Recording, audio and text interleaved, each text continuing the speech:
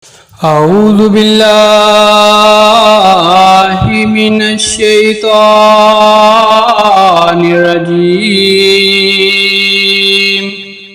بسم الله الرحمن الرحيم. يا بني إسرائيل اذكروا نعمتي التي أنعمت عليكم وأني فضلتكم على العالمين.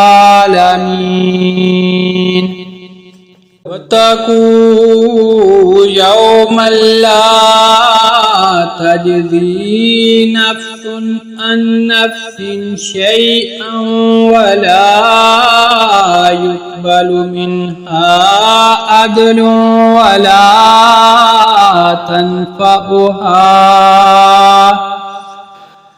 ولا تنفعها شفاعة ولا هم ينصرون.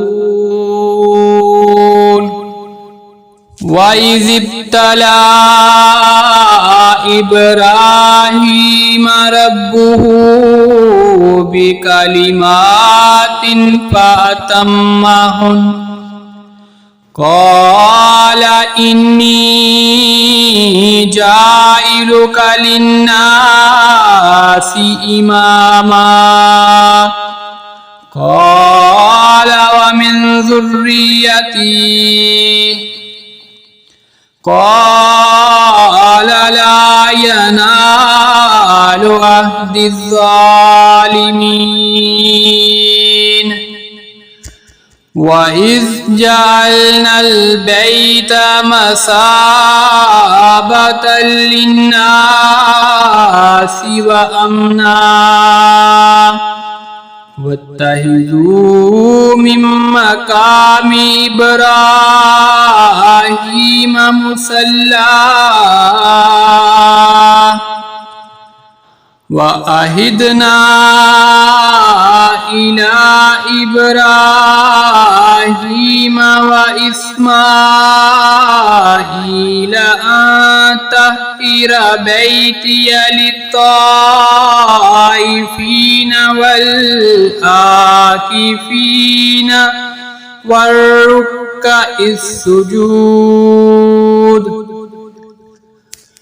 وإذ قال إبراهيم رب اجعل هذا بلدا آمنا وارزق أهله من الثمرات من آمن منهم بالله واليوم الآخر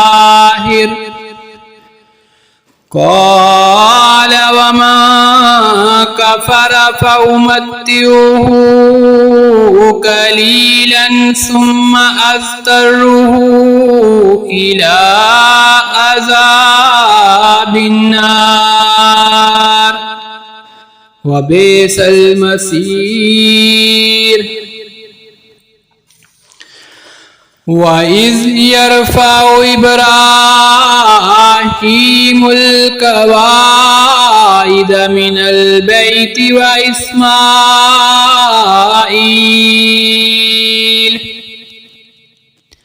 ربنا تقبل منا إنك أنت السميع العليم. ربنا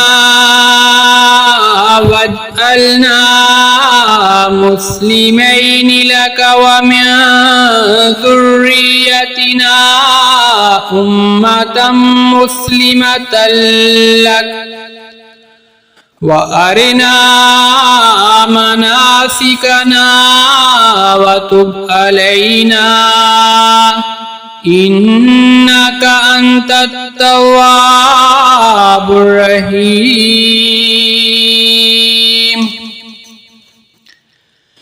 ربنا وابعث فيهم رسولا منهم يتلو عليهم آياتك ويعلمهم الكتاب والحكمة ويزكيهم إنك أنت العزيز الحكيم